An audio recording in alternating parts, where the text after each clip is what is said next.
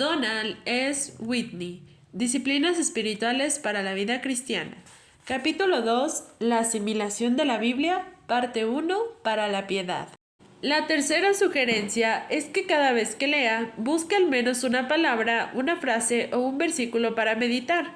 Analizaremos la meditación más detenidamente en el próximo capítulo, pero ahora debe darse cuenta de que sin la meditación podría cerrar su Biblia y no ser capaz de recordar una sola cosa de lo que leyó.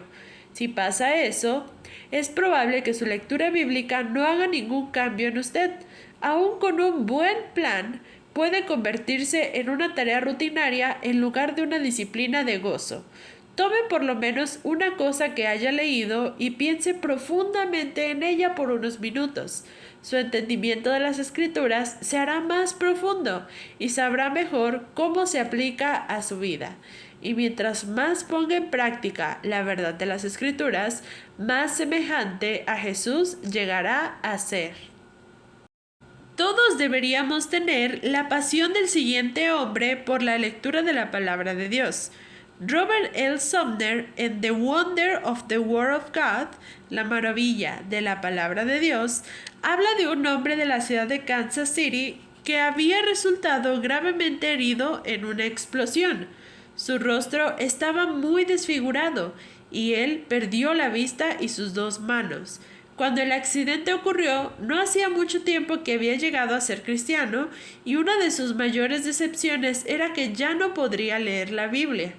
Entonces se enteró de una mujer en Inglaterra que leía braille con sus labios. Con la esperanza de hacer lo mismo, mandó a buscar algunos libros de la Biblia en braille, pero descubrió que las terminaciones nerviosas de sus labios habían quedado demasiado dañadas como para distinguir los caracteres. Un día, mientras se llevaba una de las páginas en braille a los labios, su lengua tocó casualmente una parte del relieve de los caracteres y pudo sentirlos. Tan rápido como un destello se dio cuenta: puedo leer la Biblia usando mi lengua. Cuando Sumner escribió su libro, el hombre había leído 4 veces la Biblia entera. Si él pudo hacer eso, ¿se puede disciplinar usted para leer su Biblia? Estudiar la palabra de Dios.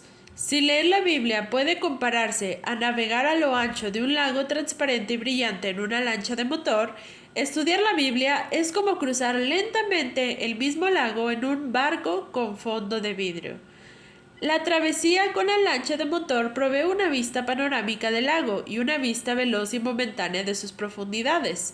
En cambio, el estudio en el barco con fondo de vidrio lo lleva por debajo de la superficie de las escrituras para una observación sin apuro de la claridad y los detalles que normalmente se les escapan a los que solo leen el texto, como lo expresó el escritor Jerry Bridge. La lectura nos da amplitud, pero el estudio nos da profundidad. Veamos 3 ejemplos de una disposición para estudiar la palabra de Dios. El primero es Esdras, el personaje del Antiguo Testamento. Esdras había decidido estudiar y obedecer la ley del Señor y enseñar sus decretos y ordenanzas al pueblo de Israel. Esdras 7:10. La secuencia en este versículo tiene una importancia instructiva. Esdras 1 había decidido, 2 estudiar, 3 y obedecer la ley del Señor, 4 y enseñar sus decretos y ordenanzas al pueblo de Israel. Antes de enseñar la palabra de Dios al pueblo de Dios, puso en práctica lo que había aprendido. Pero el aprendizaje de Esdras provenía del estudio de las Escrituras. Sin embargo, antes de estudiar, primero había preparado su corazón para estudiar. En otras palabras, Esdras se disciplinó a sí mismo para estudiar la palabra de Dios. El segundo ejemplo es de Hechos 17:11. Los misioneros Pablo y Silas a duras penas habían escapado con vida de Tesalónica, después de que su exitosa labor evangelizadora provocara los celos de los judíos que había allí. Cuando repitieron el mismo procedimiento en Berea, los judíos locales reaccionaron de una manera diferente. Estos eran de sentimientos más nobles que los de Tesalónica, de modo que recibieron el mensaje con toda avidez y todos los días examinaban las escrituras para ver si era verdad lo que se les anunciaba.